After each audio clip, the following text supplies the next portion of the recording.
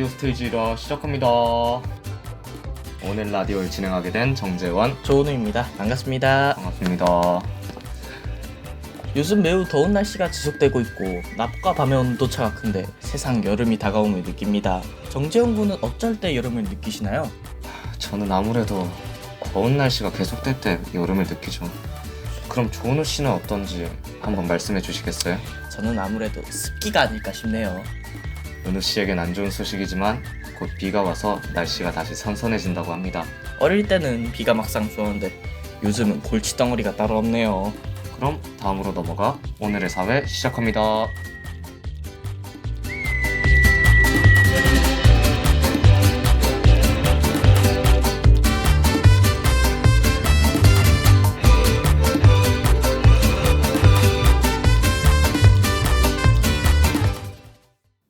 자, 오늘의 사회입니다. 시작하기 전 탱리지에 대해 설명해 드리겠습니다. 조선 후기 실학자 이중화는 탱리지를 통해 가거지에 대해 설명했는데, 첫째로 풍수적 길지에 해당하는 지리를, 둘째로 생업을 이을 만한 넓은 들이 있는 생리를 중시하였고, 셋째로는 그 마을의 풍속인 인심, 넷째로는 풍류를 즐길 만한 산수를 들었습니다.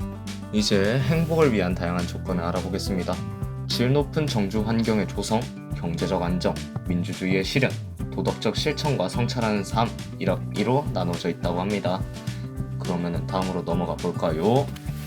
질 높은 정주 환경의 조성을 이번 시간에 알려드리겠습니다. 오늘날 많은 국가에서 주택 개발을 실시하고 있습니다. 시행 초기에는 국가가 주택과 도로의 건설, 노후화된 건물과 시설의 개선에 중점을 뒀습니다. 이후엔 경제가 발전해 교통의 편의성 강화, 문화, 예술, 체육 활동을 편리하게 누릴 수 있는 공간의 조성에 중점을 두게 되었어요. 더 나아가 최근에는 지역 문화 보존과 자연과 인간이 공존하는 지속 가능한 생태 환경을 만들어 국민의 행복을 증대하기 위해 노력하고 있습니다.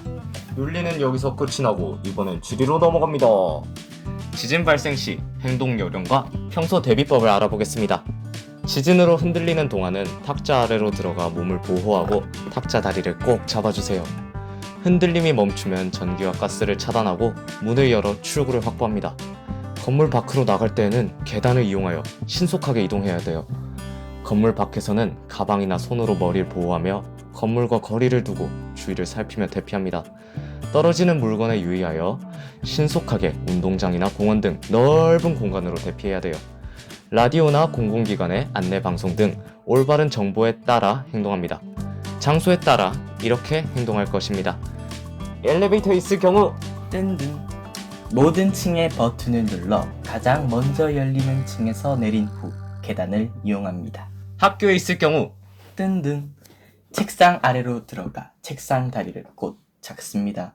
흔들림이 멈추면 질서를 지키며 운동장으로 대피합니다. 전철을 타고 있을 경우 손잡이나 기둥을 잡아 넘어지지 않도록 합니다. 전철이 멈추면 안내에 따라 행동합니다. 지진은 평소에 대비를 해두어야 되는데요. 대비 방법을 알아보겠습니다. 집안에서의 안전을 확보합니다. 탁자 아래와 같이 집안에서 대피할 수 있는 안전한 대피 공간을 미리 파악해 둡니다. 유리창이 넘어지거나 쉬운 가구 주변 등 위험한 위치를 확인해 두고 지진 발생 시 가까이 가지 않도록 합니다. 깨진 유리 등에 다치지 않도록 두꺼운 실내화를 준비해 둡니다. 화재를 일으킬 수 있는 난로나 위험물을 주의하여 관리합니다. 집안에서 떨어지기 쉬운 물건을 고정합니다. 가구나 가전제품이 흔들릴 때는 넘어지지 않도록 고정해 둡니다. 텔레비전, 꽃병 등 떨어질 수 있는 물건은 높은 곳에 두지 않도록 합니다. 그릇장 안에 물건들이 쏟아지지 않도록 문을 고정해 둡니다. 창문 등 유리 부분을 필름을 붙여 유리가 파손되지 않도록 합니다. 집을 안전하게 관리합시다. 가스 및 전기를 미리 점검합니다. 건물이나 담장을 수시로 점검하고 위험한 부분을 안전하게 수리합니다. 건물의 균열이 발견되면 전문가에 문의하고 보수와 보강합니다. 평상시 가족회의를 통해 위급한 상황에 대비합니다. 가스 및 전기를 차단하는 방법을 알아둡니다. 머물고 있는 곳 주위의 넓은 공간 등 대피할 수 있는 장소를 알아둡시다. 비상시 가족과 만날 곳과 연락할 방법을 정해둡니다. 응급처치하는 방법은 반복적으로 훈련하여 익혀둡니다. 평소에 비상용품을 잘 준비해둬야 돼요. 지진에 대비하여 비상용품을 준비해두고 보관 장소와 사용 방법 등을 알아둡니다. 지진 발생 시 화재가 발생할 수 있으므로 소화기를 준비하고 사용 방법 등을 알아둡니다. 오늘의 사회는 여기까지!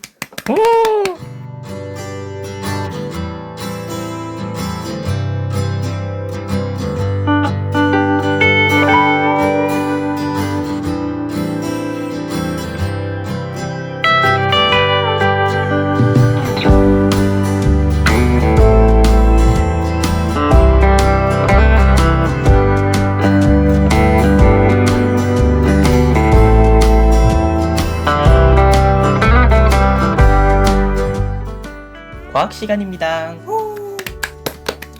원자 번호는 원자 핵을 이루는 양성자의 수와 같고 원자의 전체 전자수와 같습니다.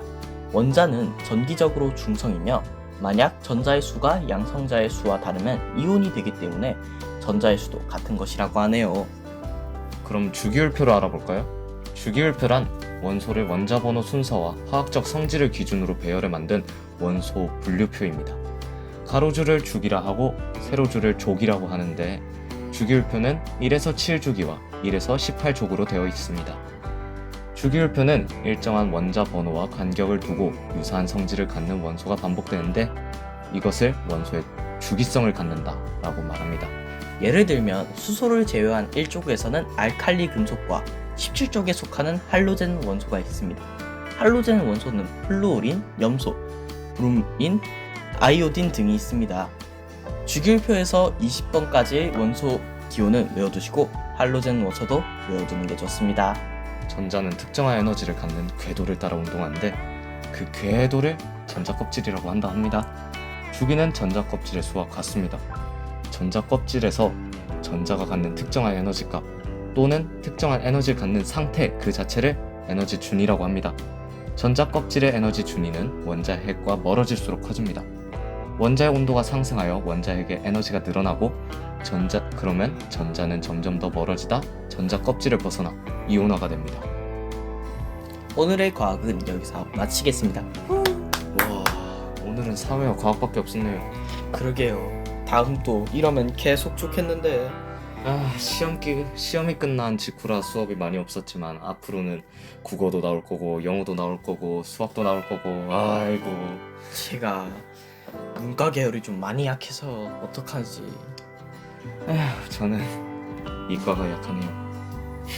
그럼 저희가 상호 보완하면 되겠죠. 뭐 어쩌겠습니까, 공부해야죠. 오늘 라디오 스테이지 1화 처음이라 그런지 미흡한 부분이 있지만 다음에는 의견을 받아서 더욱더 발전된 2화로 붙겠습니다. 그러면은 자, 이번 시간은 넘어가고 마지막 시간인 사연 받기 시간으로 넘어갑니다.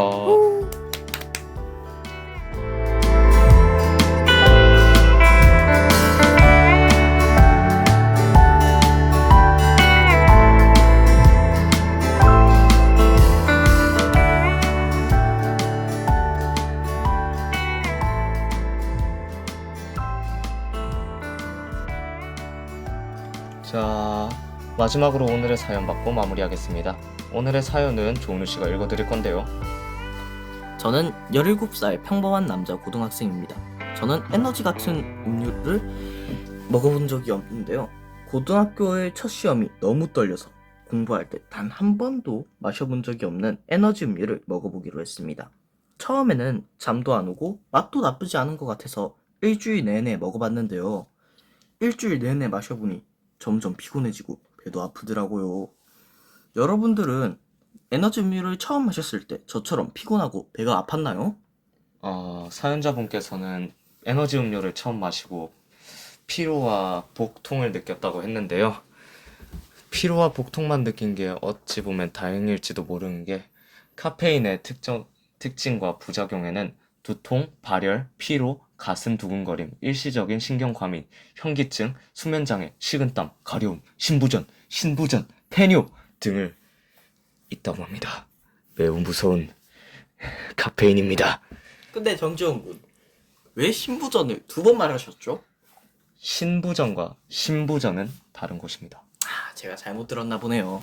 신부전은 심장 관련이고 신부전은 신장 관련일 거예요. 그리고 많이 떨리는 거 이해해요. 첫 시험이고 고등학교는 중요하다고 막 주변 어른들이랑 친구들이 계속 강조할 겁니다. 그런데 열심히 이렇게 카페인 음료 마셔가면서 공부를 했는데 막상 그날 컨디션 조절을 못해서 시험을 망치면 아쉽잖아요. 컨디션 조절도 꼭 필요한 거니까 사연자분 조심해야 되는 거 알죠? 자, 오늘 우리 사연을 보내주신 분이 카페인에 중독되어 있으니까 카페인 말고 다른 거에 집중할 수 있게 저희가 꿀물을 보내드리겠습니다. 꿀물이라니. 자, 2024년 4월 27일 라디오 스테이지 1회를 봐주셔서 감사합니다. 와, 라디오 스테이지 드디어 끝났습니다. 1화가 지금까지 조은우 정재원이었습니다. 아, 너무 힘들다. 그러게요.